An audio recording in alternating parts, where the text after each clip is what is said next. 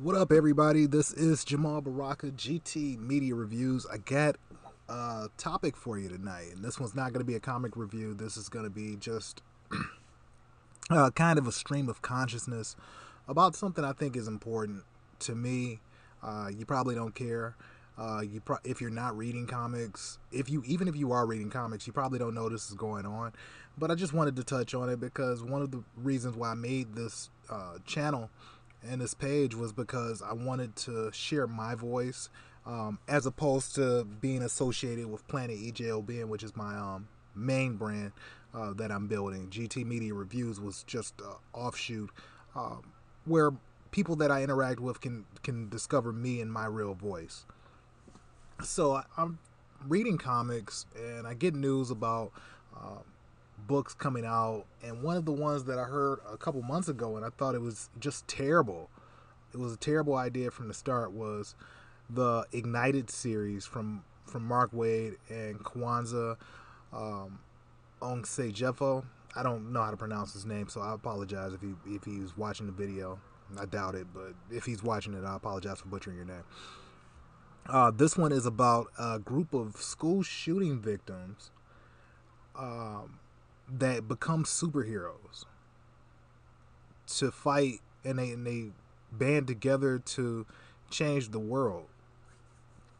And at the outset of just hearing the premise, I immediately thought this is very terrible. I mean, it's a very tasteless premise. I think aside from the death of my parents, one of the saddest events that I can recall in my lifetime was the Sandy Hook shootings. And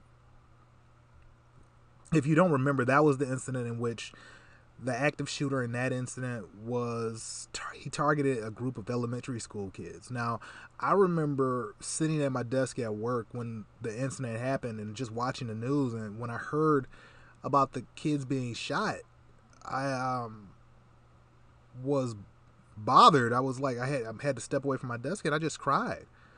And at the time, I had my son. He's in fourth grade now. He was young, but he was either about to start school or he had started school. And I just thought about, like, damn, what if I sent my son to school and he got murdered while he was there? It bothered me as a parent. It bothered me as a human being, but it was one of those things where it was like, what can you do? And you can't live in fear, and you just have to press on. So my heart was with the families and with the children in that incident. And I wanted to get away from hot takes on this page and this channel. Honestly, I don't think I'm really good at hot takes. I'm not really the most animated or amped, and I don't get angry. I'm really even tempered. But when it comes to stuff, but I just thought mentioning this situation was worth it because of how tasteless it was. You're taking a real world situation and distilling it down to a comic book to entertain. So you have a active shooter situation that you're breaking down to a book about kids getting superpowers to entertain the masses.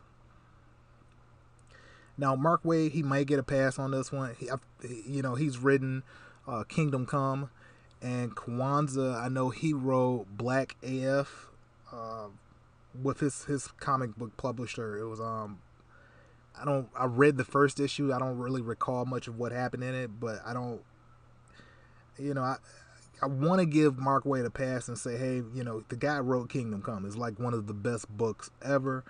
But that was like 20 years ago. And my thoughts behind this is like, what the hell were you thinking when you heard this pitch? Why? Because it's a terrible pitch. It's like, what the hell? This is being run under an independent banner. It's under a group called Humanoids H1. This is supposedly Humanity First, and it's one of their launch titles. And based on an interview I was reading on Newsarama, he says that they're touching on a hot button situation, and it's designed to make you ask questions and things of that nature, which is fine and all. I don't mind hot button issues, but I think in in theory, you can make a story like this work. In practice, the way it's being pitched, it sounds like really, it's not something that should be done. And what it does is it trivializes a real world situation. And I personally feel offended, and I don't think it's something you should be making light of. So it's like, here's the pitch meeting. What if your murdered child actually survived a school shooting, developed superpowers, and could change the world? It's just gross.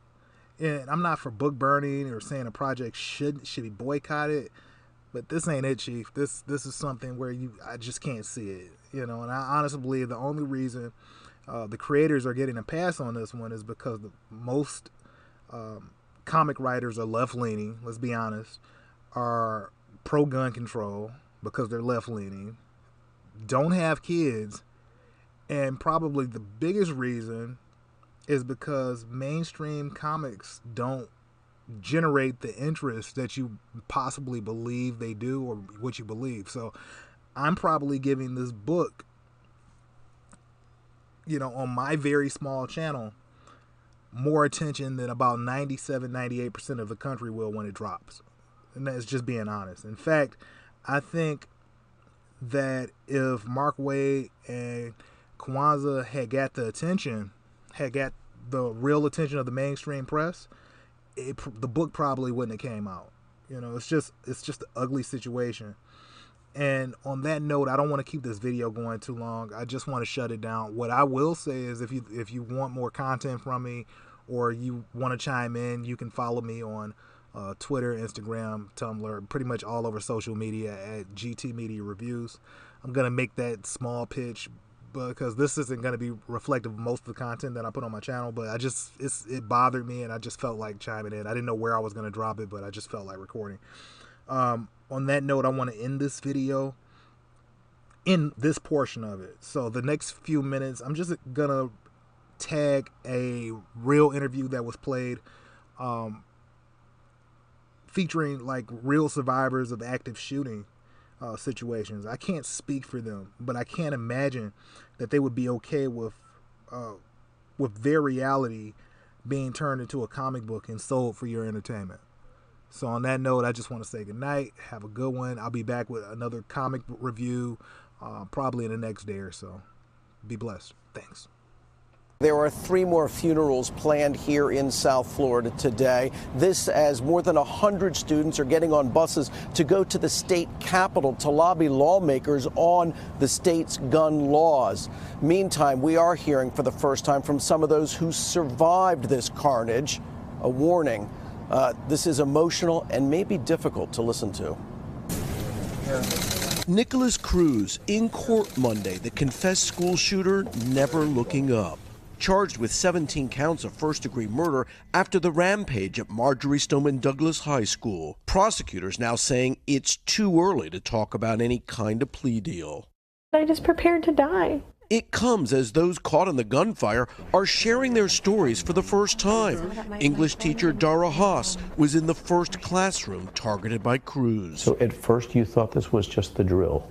I thought it might be the drill, and I went to shut the blinds, and then I turned to say, turn the lights off. And when I turned, I saw my student. I saw him, and he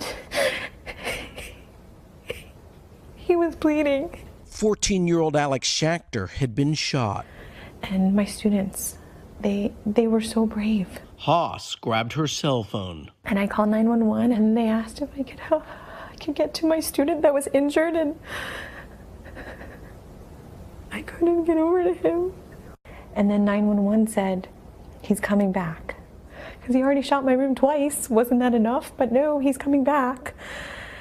And I figured if I have to go, I'm going to hug my students closer. And I kissed my students on their head and, trying to comfort them. Schachter and 2 more students, 14-year-old Alina Petty and 14-year-old Alyssa Al-Hadef, were killed in her classroom. It's so hard to grasp that I lost their sweet little faces. One building over, amid the chaos, I was locked out of all the classrooms. 16-year-old 11th grader Jack McLeod trapped in a hallway with nowhere to hide. And you couldn't get in that first door? I could not get into that classroom. Then a math teacher, the kids call Mama Trezino, did what she was trained never to do. I broke protocol. So I opened my door and looked out, and here's a group of children with an adult, and he goes, "Can we come in?" I said, "Everybody come in as fast as you can." At 65, Mary Trezino is a year away from retirement. I turned to the kids and I said, "I want you to know that if anybody comes through that door to harm you, they have to come through me. I will be the first offense. They will have to shoot me to get to you, and maybe that will give you a chance." It would be 90 minutes before the SWAT team finally came to their rescue. What's going on in America? I don't know, but these children are going to change it. This young man and all of his schoolmates are going to change it. Eventually, we will heal, but now's the time to make a change and to do something. English teacher Dara Haas had given her students an assignment to write a poem. She got Alex's poem texted from his father while we were there. Life is like a roller coaster. It has some ups and downs. Eventually it all comes to a stop. You won't know when or how, but you will know that it will be time to get off and start new. It's not fair that they had to be taken. It's not fair.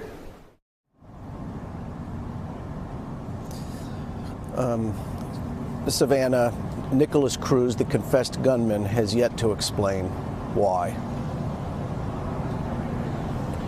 Carrie, there are no words, but what powerful, powerful stories we heard just now. Thank you so much. Thank you. Thank you, Carrie.